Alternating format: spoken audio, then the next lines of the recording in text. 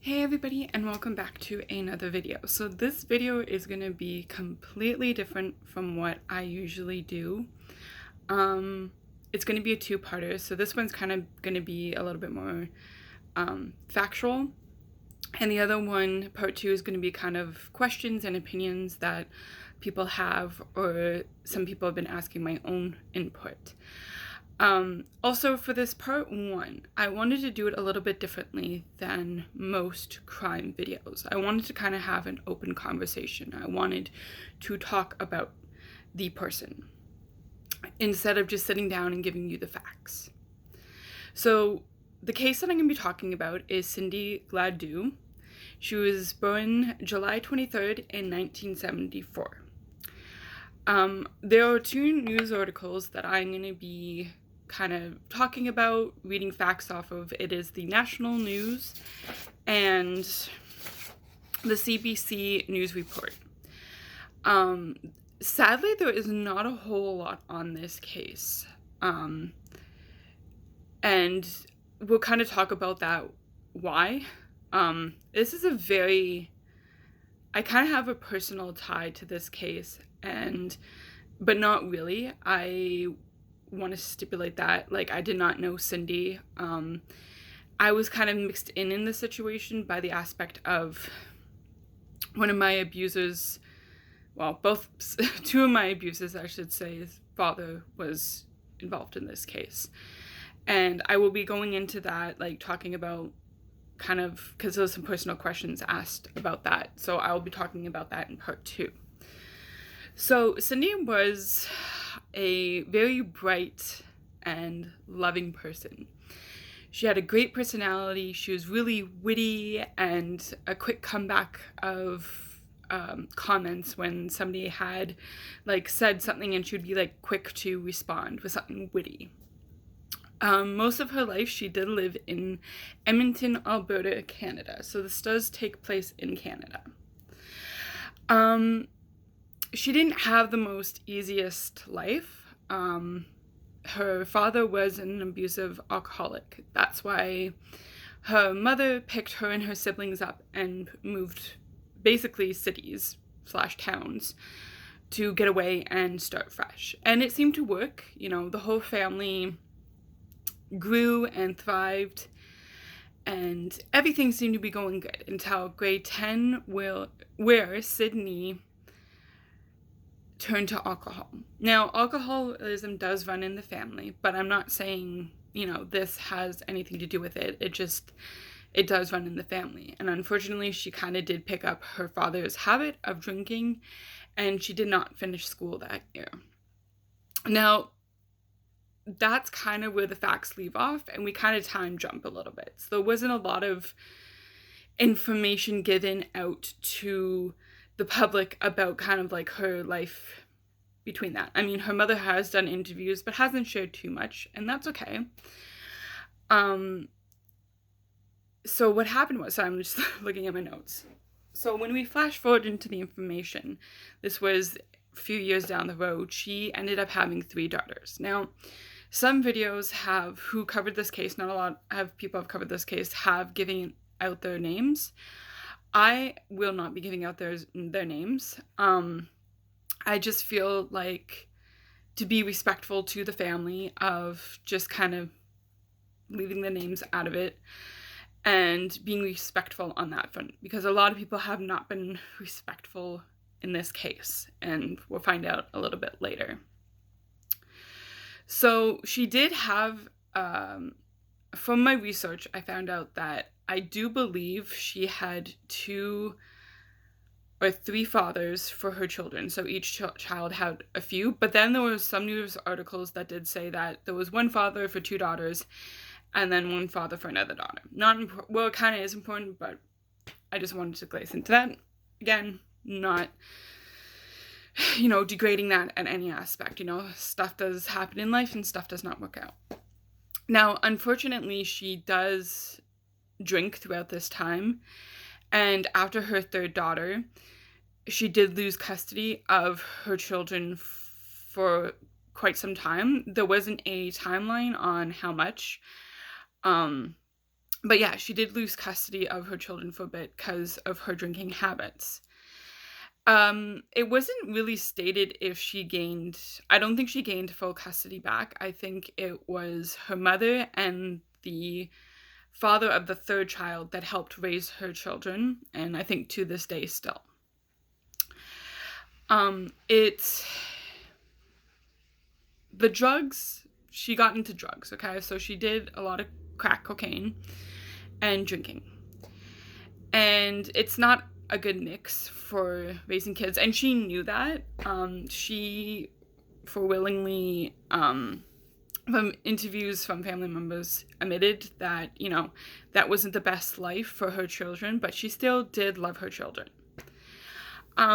Even though she was doing all of this stuff, she was still a loving, caring parent. Just, she couldn't be the full parent that she wanted to be. And she fully accepted that. The news articles that I found, it was stated that she had fun on Facebook, talking to friends, and was still easygoing, no matter how much life kind of threw at her, type of thing, right? Now, unfortunately, to kind of fuel the alcohol and drug addiction, she turned to prostitution.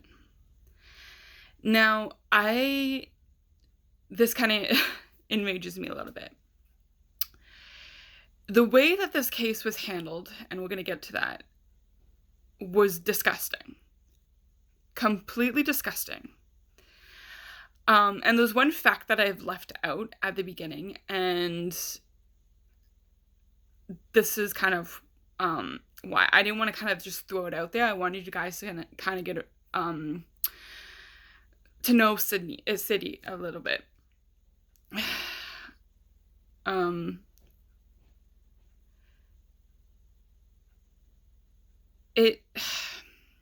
I even hate to kind of make this a big deal, but she was Aboriginal, and to me that does not mean a whole, it's not a big deal. I'm very respectful for those people. Unfortunately, that does hinder this investigation, and another reason why it was disgusting on how this case was handled. And I know I'm going kind of all over the place, and it'll make sense in a little bit. I just wanted you guys to know her a little bit better. Now, just because somebody turns to prostitution, I'm just going to put this out here, and I will talk about this in part 2 a little bit, doesn't mean they're a lesser person. To me, it doesn't really matter if, you're working at McDonald's or, working on the streets. If you're, a good human being and doing the best that you can, then I have no qualms with you, She really did seem like a really down-to-earth person. Now, unfortunately, she met a guy named Steve. Now, Steve, the information that was kind of given kind of pointed to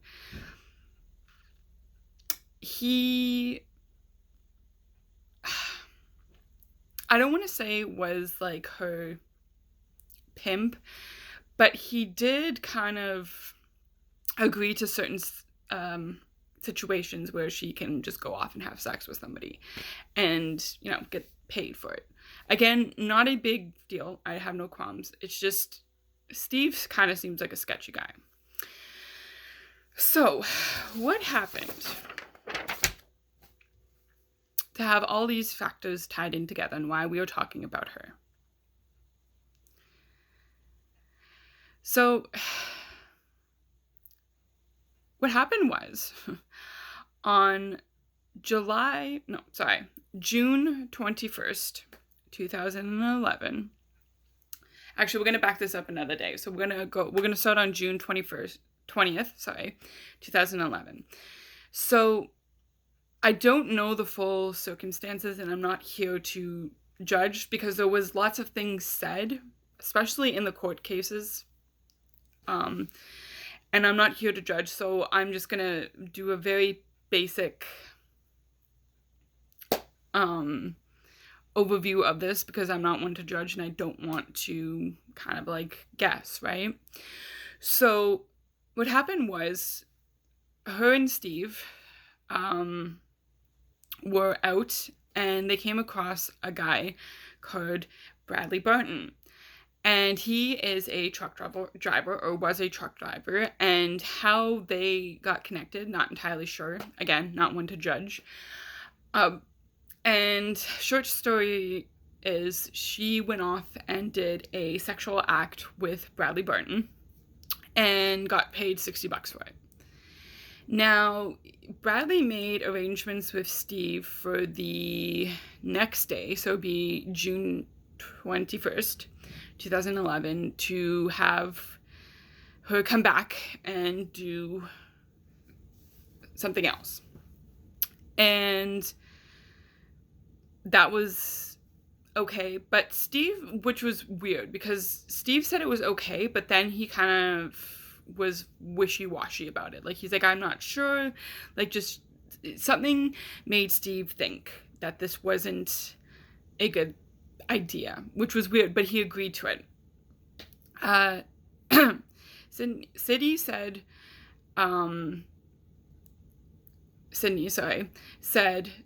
Sydney, oh my god, I'm sucking today at names. I don't want to disgrace anybody, sorry.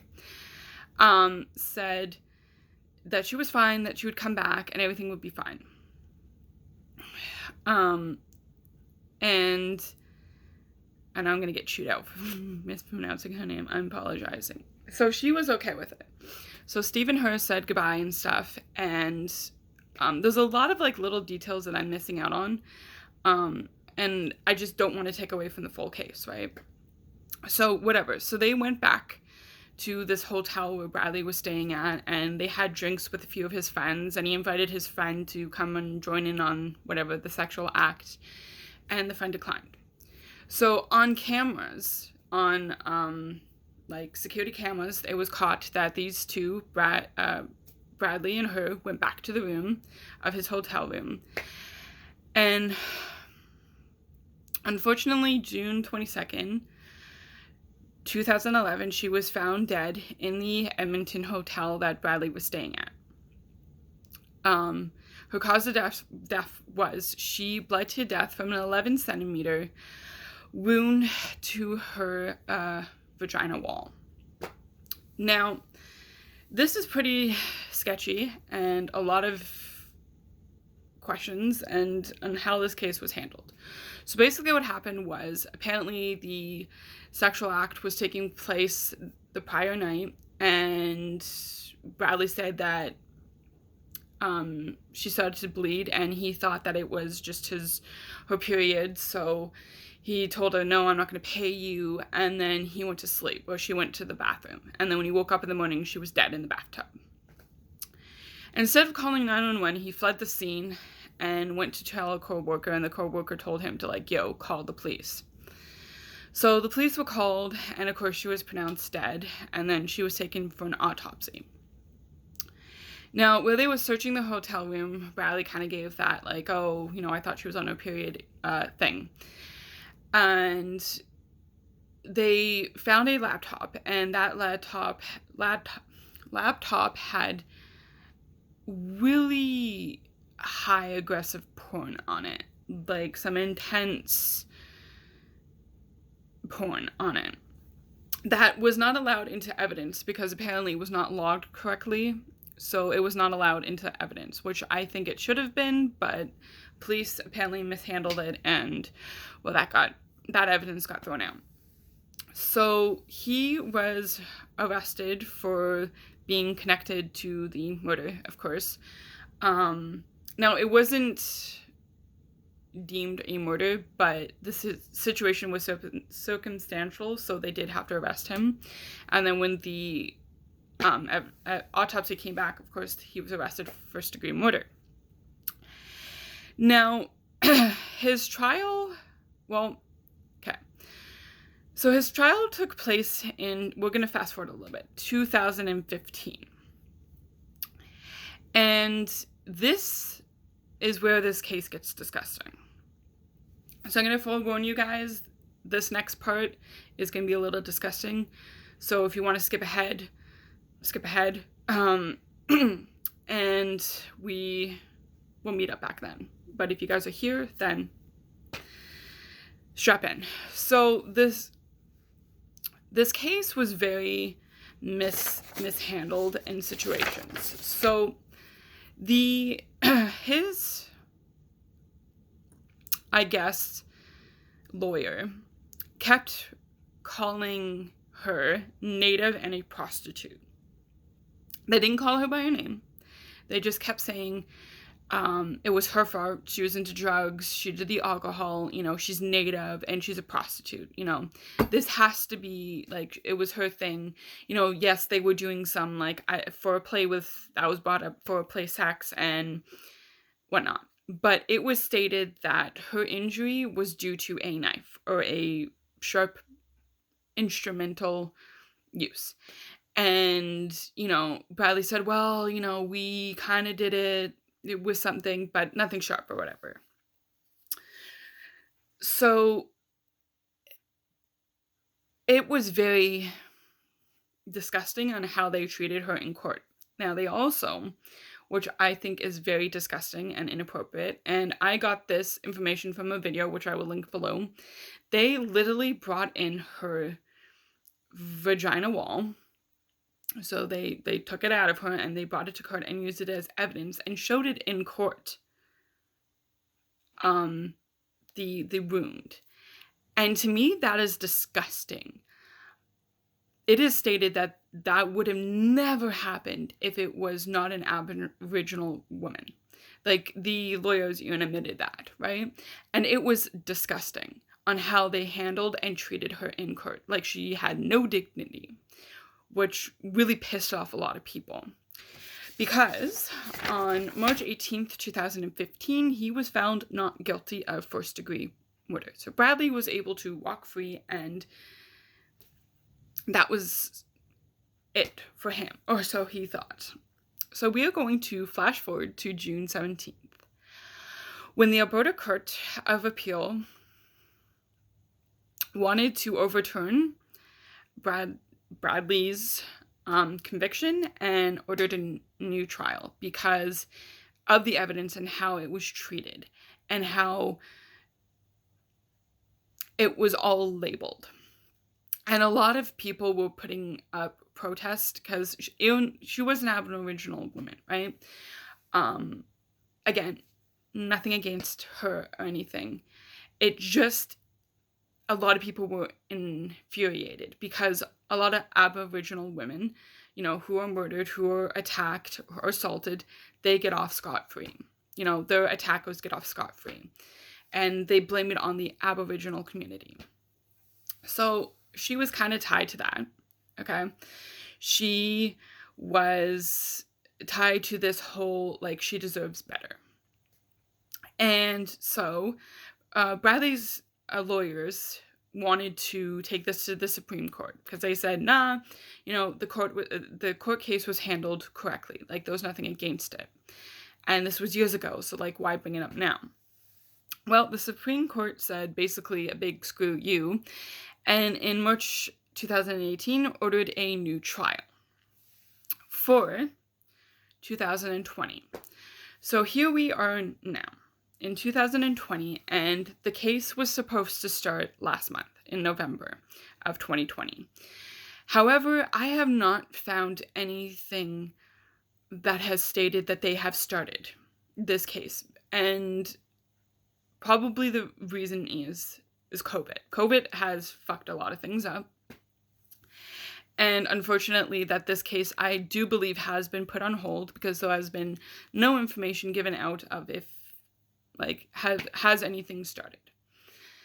And so this case is going to be taking place in Alberta, and was supposed to take place in November, but I have a feeling it might be pushed back till next year because no information has given. That's just me guessing.